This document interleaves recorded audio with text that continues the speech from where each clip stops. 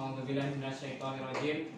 Bismillahirrahmanirrahim. Assalamualaikum warahmatullahi wabarakatuh. Waalaikumsalam warahmatullahi wabarakatuh. Innal hamdalillah nahmaduhu wa nasta'inuhu wa nastaghfiruh wa na'udzu billahi min shururi anfusina wa min sayyiati a'malina. May yahdihillahu fala mudilla lahu wa may yudlil fala hadiya lahu. Asyhadu an la ilaha illallah wahdahu la syarika lahu wa asyhadu anna Muhammadan 'abduhu wa rasuluhu wa la nabiyya ba'da. Wa qala Allah ta'ala fi kitabil karim a'udzu billahi minasyaitonir rajim. Bismillahirrahmanirrahim. Ya ayyuhalladzina amanu taqullaha haqqa tuqatih wa la tamutunna illa wa antum muslimun. Shadaqallahul adzim. Puji syukur marilah kita panjatkan kehadirat Allah Subhanahu wa taala yang masih melimpahkan nikmat iman, nikmat kesehatan kepada kita sehingga pada siang hari ini kita masih diberikan kemudahan oleh Allah meskipun cuacanya mendukung untuk tidur sebenarnya. Tadi rencana mengajak anak sama istri ikut ngaji, ternyata anak saya udah tidur yang dua yang laki. Mungkin setengah dua ketiduran. Mudah-mudahan thalabul ilmi yang kita lakukan ini mendapat ridho dari Allah Subhanahu Wa Taala sehingga kita mendapatkan manfaat di dunia dan di akhirat. Amin. Banyak sekali keutamaan menuntut ilmu. Salah satunya apa, Bu? Hadis menuntut ilmu. Keutamaan menuntut ilmu. Yang pertama thalabul ilmi fardhatun ala kulli muslim. Sehingga menuntut ilmu itu adalah kewajiban bagi setiap muslim. Yang kedua, man salaka thariqan yaltamisu fihi ilman salallahu lahu bihi thariqan ilal jannah. Barang siapa yang menempuh jalan untuk menuntut ilmu, maka Allah akan mudahkan jalan baginya untuk menuju surga. Ya. Dan hadis yang ketiga, barang siapa yang menuntut ilmu sesungguhnya ia berada di jalan Allah sampai dia kembali ke rumahnya masing-masing. Berarti jenengan di sini ini pahalanya sama dengan jihad fisabilillah, berjuang di jalan Allah sampai nanti balik ke rumahnya. Salawat dan salam marilah kita sanjungkan kepada junjungan kita Nabi Muhammad sallallahu alaihi wasallam yang sangat kita nantikan kelak syafaatnya. Baik, pada siang hari ini kita akan membahas tentang kitab fatwa tentang wanita yang dikeluarkan oleh Darul Haq, yang dikarang oleh Syekh Muhammad bin Ibrahim Al-Syekh, Syekh Abdullah bin Humaid, Syekh Abdurrahman As-Sa'di, Syekh Abdul Aziz bin Abdullah bin Baz, Syekh Muhammad bin Salih Al-Utsaimin, Syekh Abdullah bin Jibril, Syekh Salim bin Fauzan Al-Fauzan, dan Lajnah Daimah bin Iftah alaihim al-Fatihah. A'udzubillahi minasyaitonir rajim. Bismillahirrahmanirrahim. Alhamdulillahirabbil alamin. Arrahmanirrahim. Maliki yaumiddin. Iyyaka na'budu wa iyyaka nasta'in. Ihdinas siratal mustaqim. Siratal ladzina an'amta 'alaihim ghairil maghdubi 'alaihim waladdallin. Ini bab yang sebenarnya ada beberapa bab. Di sini ada bab haji, kitab haji, karena sudah pada berangkat haji, yang jamaah haji, maka kita akan bahas yang lain, ini bab nikah, adab pernikahan berketiga.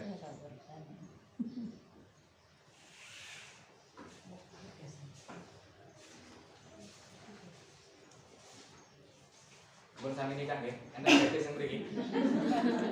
Tasih ana sing gadis.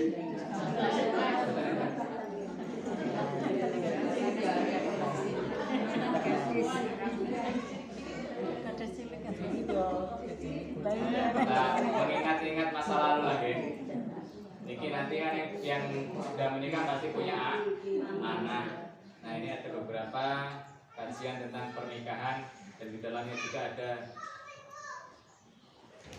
hubungan suami dan istri. Di dalamnya ada beberapa hak dan kewajiban suami dan istri. Yang pertama yang saya bahas tentang meminang. Paham nggih meminang nggih? Apa nggih, Bu? Lamaran. Ini ada pertanyaan. Syekh Muhammad bin Ibrahim ditanya, seseorang menjanjikan untuk menikahkan putrinya dengan seorang laki-laki, tetapi setelah laki-laki tersebut merantau lama, wanita tersebut dinikahkan dengan orang lain. Bagaimana hukumnya?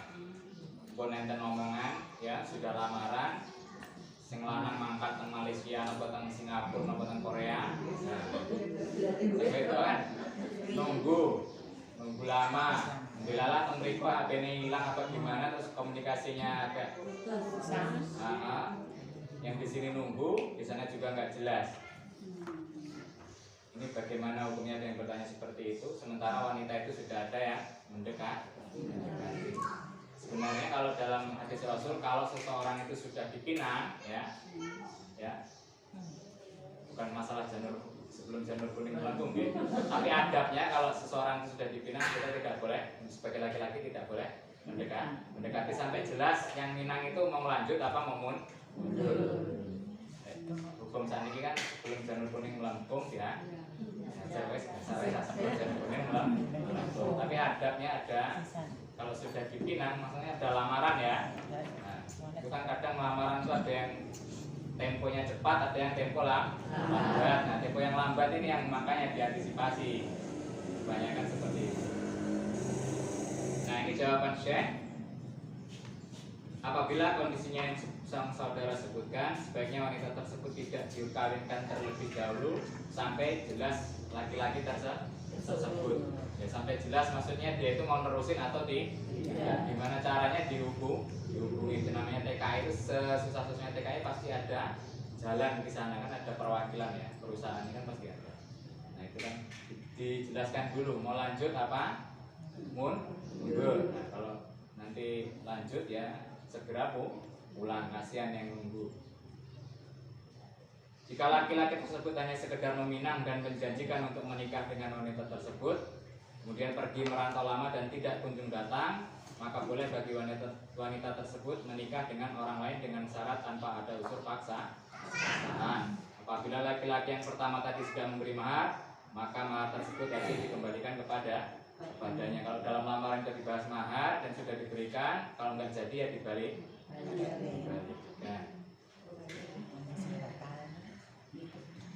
Ini pernah saya juga punya kawan seperti ini ya.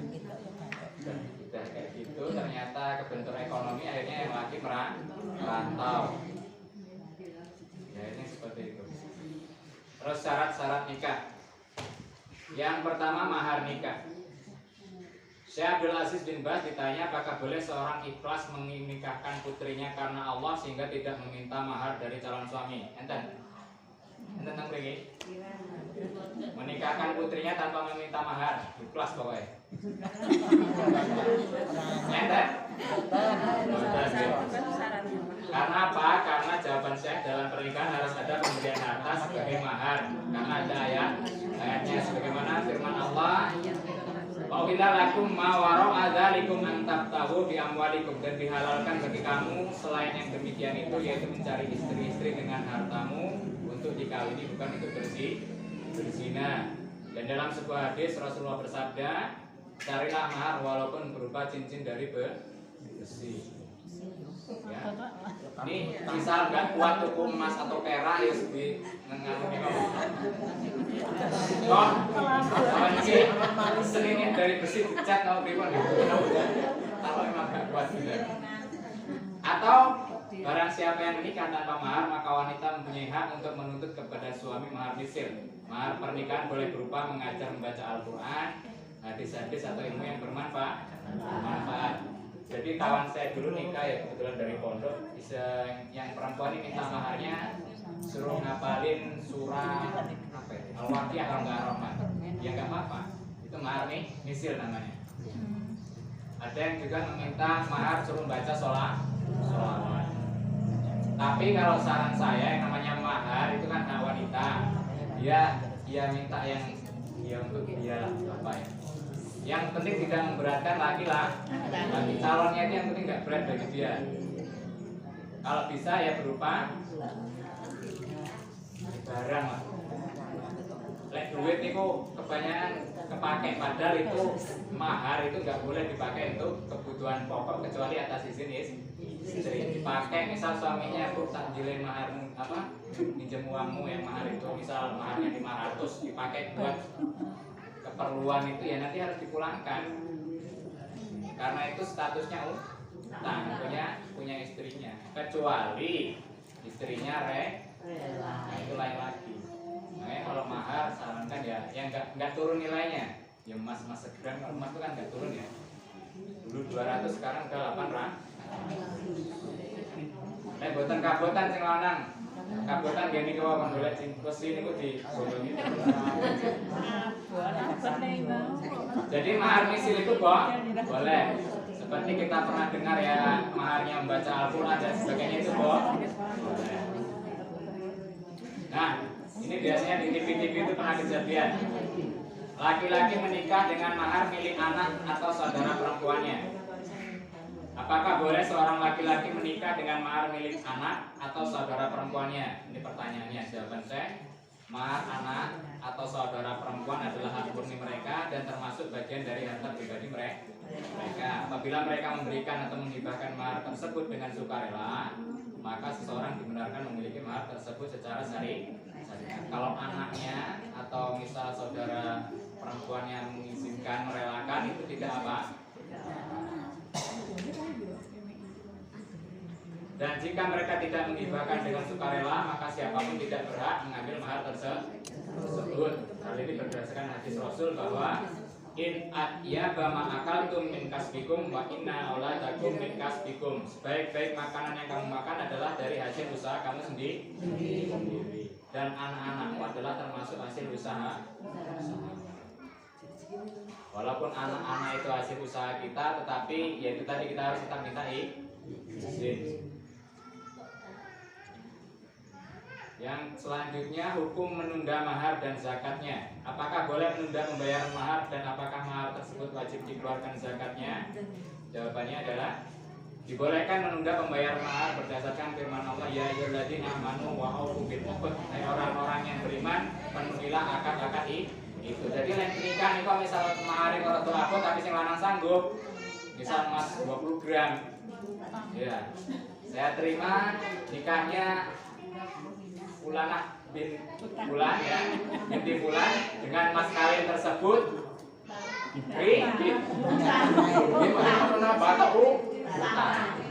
dicicil. Nah, dari nanti ya. Ya, alhamdulillah. Tapi itu boleh. Yang penting yang laki itu sah.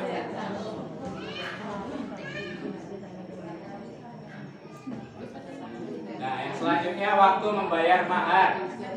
Syekh Utsaimin ditanya waktu membayar mahar apakah di saat akad nikah atau setelah dicampuri. Ya, yang rata-rata kalau mau nikah itu biasanya maharnya dibayar di akad nikah. Tapi ada juga yang itu tadi karena dikredit nanti maharnya datang belakangan. Mahar wajib dibayar setelah wanita tersebut mengatakan bahwa dicampuri, meninggal atau berjumpa. Apabila seorang suami telah melakukan halwat dengan istrinya, maka wanita telah berhak mendapatkan mahar secara sempurna meskipun terus dicerai. Apabila telah terjadi akad nikah, terus si suami meninggal sebelum menjimainya, maka si istri berhak atas mahar yang sempurna. Bilalah maharnya keri nikah, ya mau hubungan malam itu suaminya kena serangan jantung meninggal.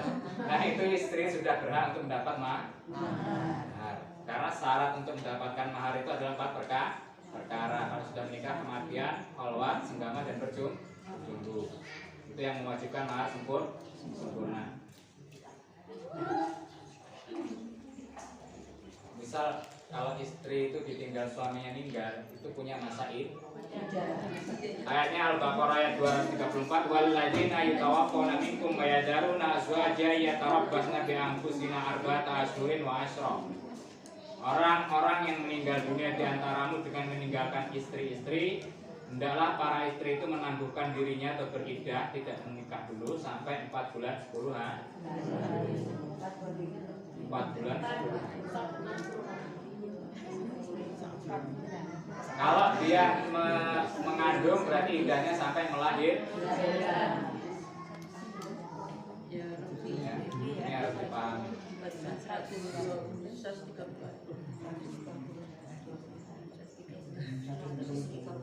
Nah ini sering kejadian. Syekh Muhammad bin Ibrahim ditanya, seorang wanita telah menikah 70 tahun yang lalu, jadi sudah menikah selama 70 tahun. Kemudian mengaku bahwa pernikahannya dipaksa.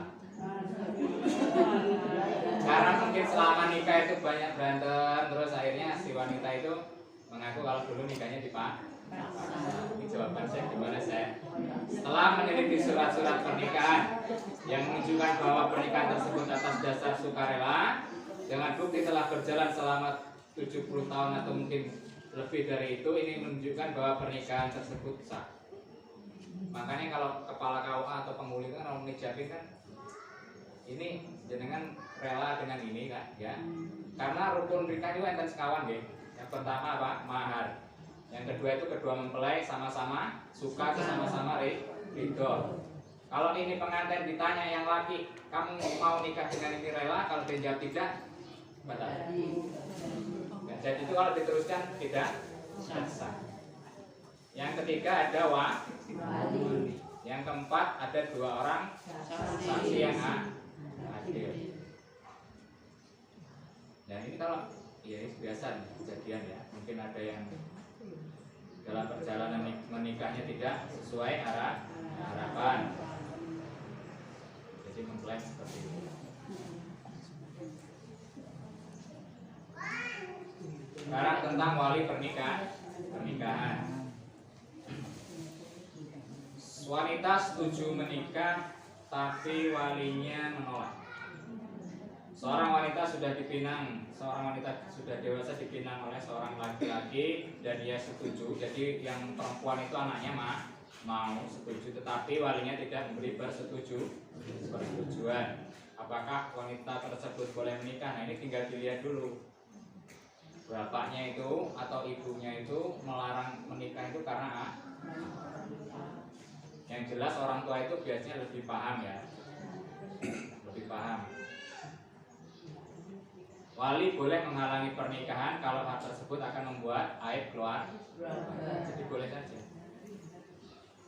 Ayah itu berhak untuk melarang anaknya untuk menikah dengan si A, si B dan juga memperbolehkan. Tetapi kalau sudah anak itu sudah senang pada senang ya, yang laki itu datang dengan dan agamanya baik nih hadisnya. Jika datang kepadamu seorang yang baik agama dan amanahnya yang meminang anakmu, maka kawinkanlah. Jika tidak engkau nikahkan, pasti akan terjadi fitnah dan bencana besar di muka bumi. Kalau sudah sama senang, baik agamanya ya, yang penting syaratnya itu ya, dan amanah. Seperti senengnya dan dirabe. Kalau ditunda-tunda nanti terjadi sesuatu yang tidak diharapkan, tetapi diharapkan oleh setan. Wanita tidak boleh menikahkan dirinya sendiri. Jadi ada 2 orang, seorang menikah 2 tahun yang lalu. Dia tidak punya wali atau tidak punya wali, menikahkan dirinya sendiri. Akad nikah yang telah disebutkan di atas hukumnya tidak sah karena tidak ada wali dan 2 orang saksi. Padahal Rasulullah SAW bersabda, la nikah illa biwali wa syahidai adlin. Tidak sah akad nikah tanpa wali dan 2 orang saksi. Sisa ini kalau tangkat walinya itu sinten mawon. Yang berat jadi wali itu siapa? Bapak anaknya dulu, kalau punya anak laki-laki kakaknya atau adiknya. Kalau sudah kalau tidak ada paman dari bapak ya, terus mbak atau kakaknya ya. Pokoknya dari jalur bapak yang berat jadi lek buatan enten boleh pakai wali atau saudara yang jauh dulu. Kalau saudara yang jauh tidak ada ya pakai wali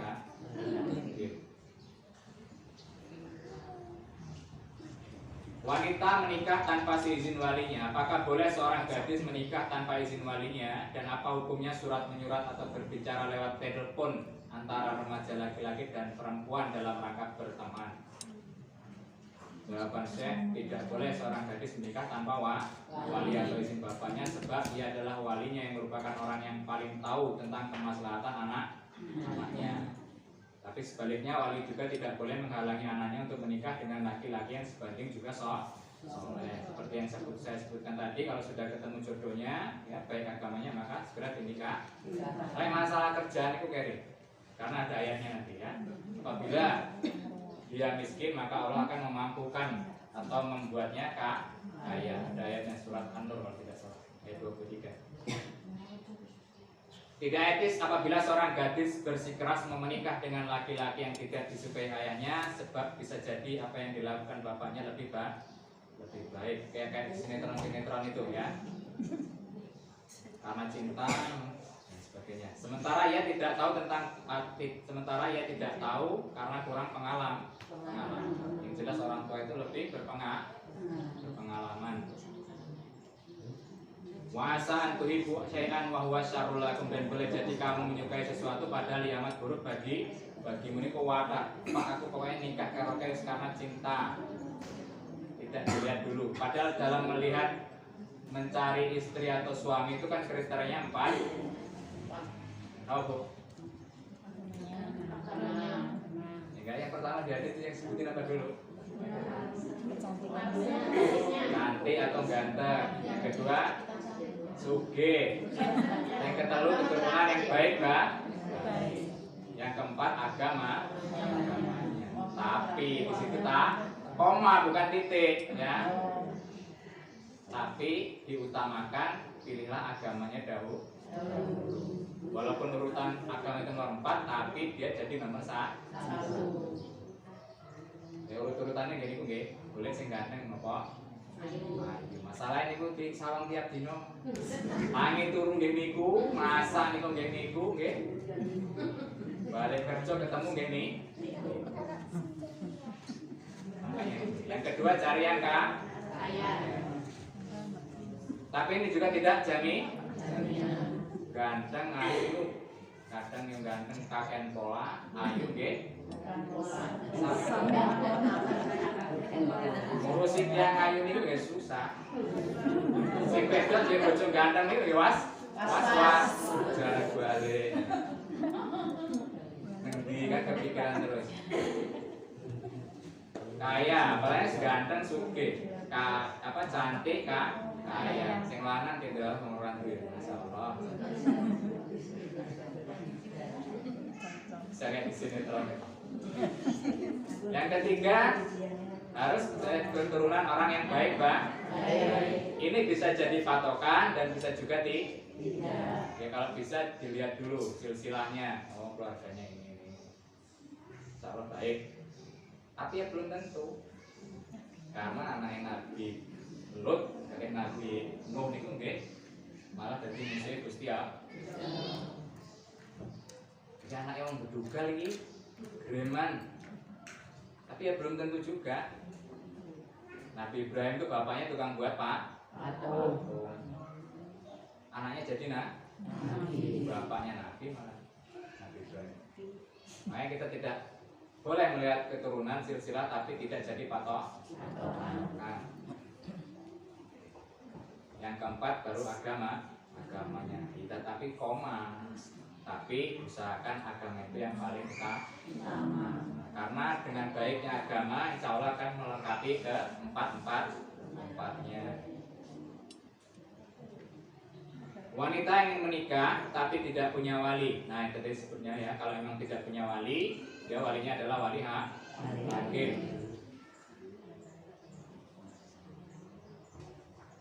Nah ini biasanya kejadian ini. Bapak ridho setelah akad nikah dilakukan oleh saudara. Nikahnya sama bapaknya dulunya nggak disetujui, tapi ya kalau tidak disetujui akhirnya nyari pamannya. Lek, pokoknya aku dan butuh dirapi nikah ripanya ras setuju. Oh ternyata bapaknya kan ngomongin ini terang. Jadi sini bisa nih. Nah ini gimana hukumnya? Saya Muhammad bin Ibrahim ditanya, seorang tua menolak menjadi wali dan ia dinikahkan oleh saudaranya. Setelah terjadi pernikahan, maka orang tuanya menerima akad nikah tersebut. Bagaimana cara meluruskan pernikahan tersebut? Tadi sudah setuju, setelah terjadi pernikahan, setelah sekian tahun punya anak, punya cucu, akhirnya setuju. Terus gimana cara melurusin pernikahan tersebut? Saya menjawab, jika seorang wanita dinikahkan oleh saudaranya tanpa mendapatkan hak wakil dari bapaknya, artinya bapaknya nggak ngizinin, maka nikah tersebut tidak sah. Walaupun setelah akad nikah mendapat persetujuan dari bapaknya, dan cara meluruskan pernikahan tersebut tidak lain bapaknya harus menikahkan lagi dengan akad baru atau bangun nikah, yaitu kumpulkan ya dikumpulin, nggak usah kayak kemarin ya orang 20 aja tetangganya kita siapnya Mbak. Nah, kayak gitu caranya. Enten Bu, tembriki. Alhamdulillah Mbak, buatan. Ini sing kejadian ini nih. Wedok duwe bojo loro niki. Wanita mengaku tidak punya wali. Nah ini kejadiannya. Tapi ya sah kan ya. Syekh Muhammad bin Ibrahim ditanya seorang wanita mengaku sebatang kara atau tidak punya wali tetapi tidak bisa mendatangkan bukti. Bagaimana hukumnya? Menurut pendapat Syekh, wanita tersebut boleh menikah kan ada wali asalkan dia menunjukkan bahwa dia itu tidak punya wali. Dalam Kitabul Furuq disebutkan apabila wanita mengaku tidak memiliki wali dan tidak bisa mendatangkan bukti atas pengakuan tersebut, maka menurut pendapat Abu Al-Abbas dia dibolehkan menikah. Ibnu Qudus berkata dalam hal ini pengarang kitab tersebut sependapat dengan Abu Al-Abbas jika tidak bertentangan dengan apa yang sudah dikayatkan darinya, apalagi wanita tersebut tidak mempunyai kerabat sementara ia takut terfitnah dan tidak ada yang menanggung nafkah, pakaian dan tempat tinggal. Ini yang terjadi, dia mengaku sebagai janda ya, tidak punya sanak saudara. Ini misalnya orang sini pindah ke Matang atau ke Bandar Negeri sana lah ya, ngaku seperti itu, akhirnya menikah dengan orang sana. Padahal di sini sudah punya suami. Ketahuannya lek isu ki teng Bandar Negeri dan bengi teng Pelindung Jaya. Pak suaminya suwi-suwi curiga ini kerja apa toh? Ada orang balik. Ternyata begitu di ternyata punya dua suami. Ini enten nih. Ini sekitar 2 bulan yang lalu. Dan ini kerja sampai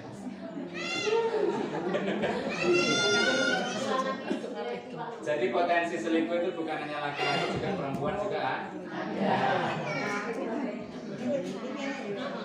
Karena zaman sekarang sudah canggih, ini penyakit kan. Saya itu apa ini? Sering status. Nah, sekarang ada pernikahan. A menyiarkan pernikahan. Jadi nikah itu harus disiarkan biar tahu orang banyak, biar yang mau dekatin itu gak jadi loh bojone wong siarep dicedek. Kira raro kan dicedek gitu nggih. Ini wong ngaku-ngaku niku. Syekh Shalih Al Fauzan ditanya tentang hukumnya wanita menabur rebana pada saat acara pernikahan.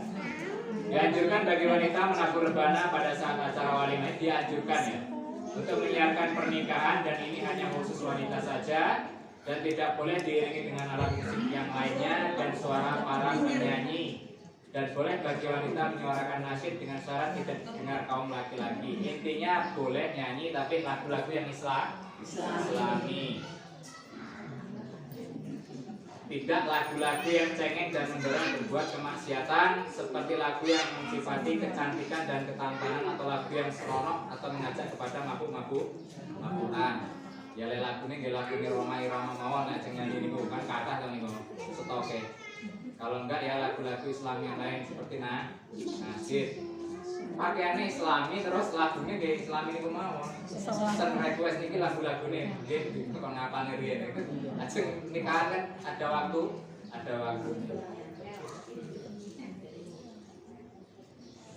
Yang kedua, berlebihan dalam acara pernikahan. Syekh Abdul Aziz bin Baz ditanya, di sebagian tempat, tatkala seorang pemuda ingin menikah, orang tua pengantin wanita mensyaratkan mahar yang sangat tinggi, dan setelah menikah orang tuanya tidak merestui anaknya ikut suaminya agar si anak tersebut tetap bisa membantunya, sehingga sebagai seorang istri ia sangat kerepotan. Apakah ikut suami atau tetap tinggal bersama bapaknya?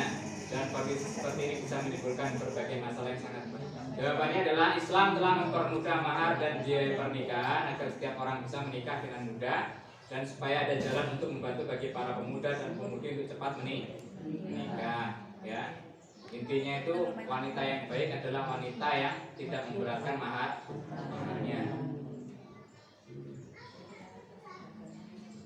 Karena hadisnya, wahai para pemuda, barang siapa di antara kalian yang mampu menikah, maka menikahlah, karena sesungguhnya ia mampu menjaga pandangan dan melindungi kemaluan.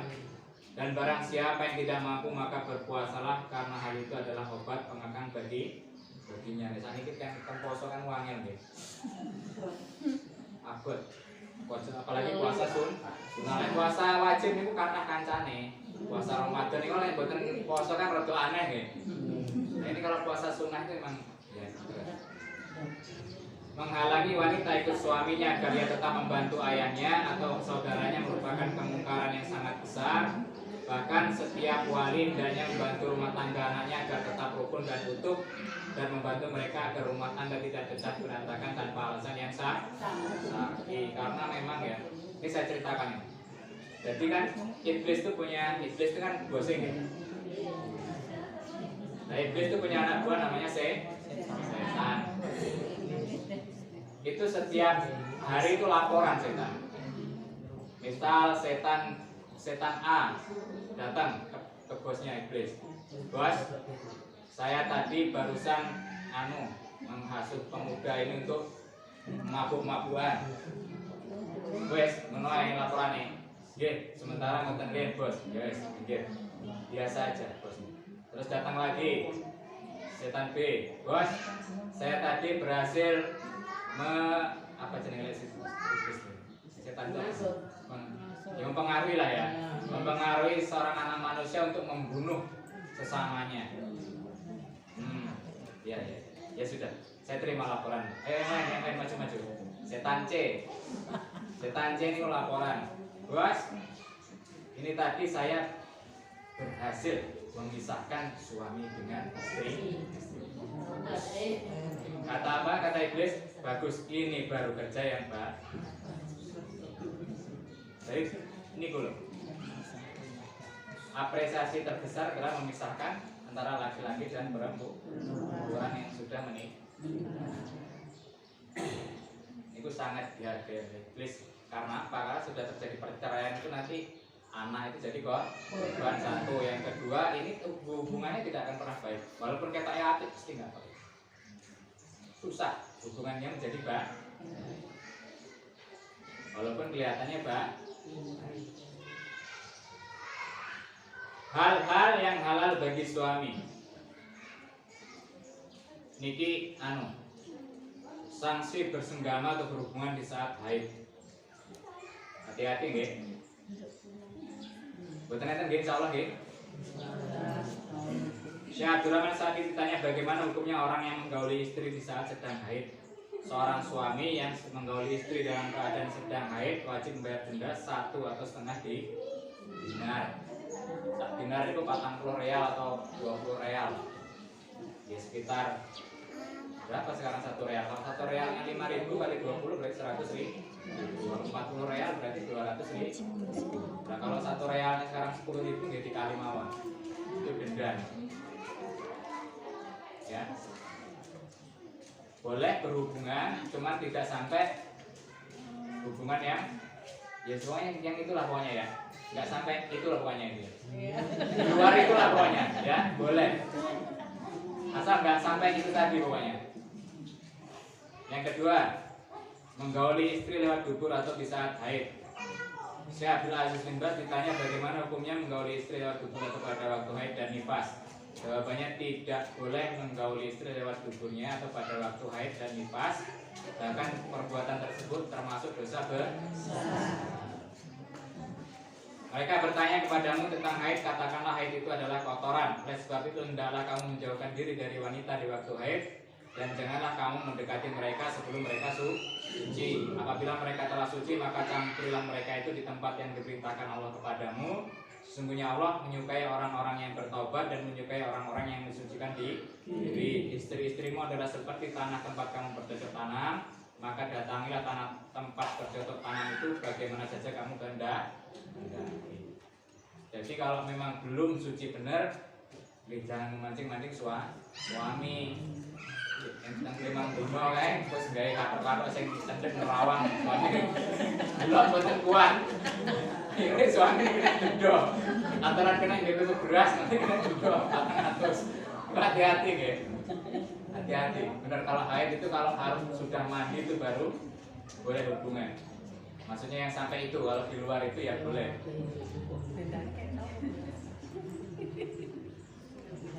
Itu sama dengan nih nifas. Nifas itu 40 hari. Disebutkan oleh Rasulullah ya, 40 hari kecuali apabila telah suci sebelum itu. Kita ambil pokoknya 40 hari. Kalau misalnya ada yang 30 hari itu sudah suci, ada yang lebih dari itu, ada yang sampai 60 hari. Kalau 40 hari itu belum, berarti sisanya itu penyakit, dihukumi penyakit. Sama dengan haid. Kalau haid itu kan sekitar 7 sampai 14 hari. Kalau 20 hari masih keluar darahnya berarti penyakit.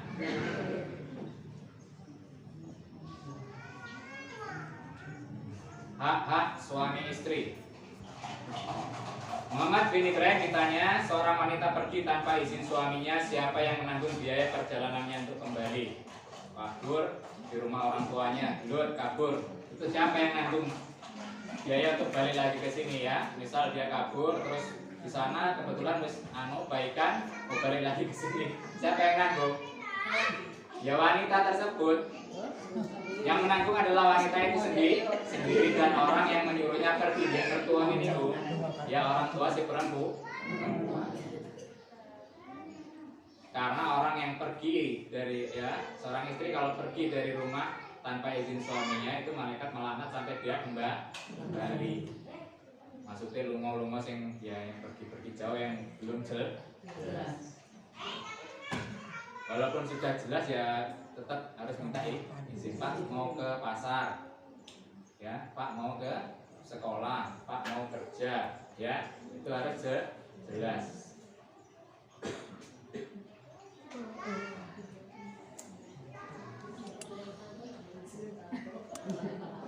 Izin merantau, nah jelas juga izin merantau, cuma diizinkan atau tidak oleh suaminya. Enggak, suaminya kan kerja jauh, barunya tambah kemarin itu tiap hari kalau kita mau pergi apa harus tinggal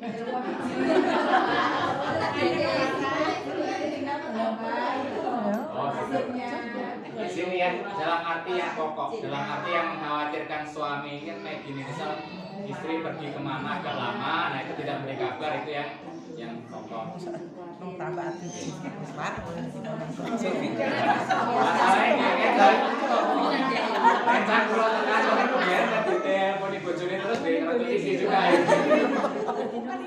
Kita pilih yang agak pokok lah, misal kalau kita mau pergi kerja itu lama, atau mau pergi ke pasar kan kita nggak tahu nanti misal banyak pecah atau gimana kan pulangnya lama, ini tetap pergi ke pasar sampai jam.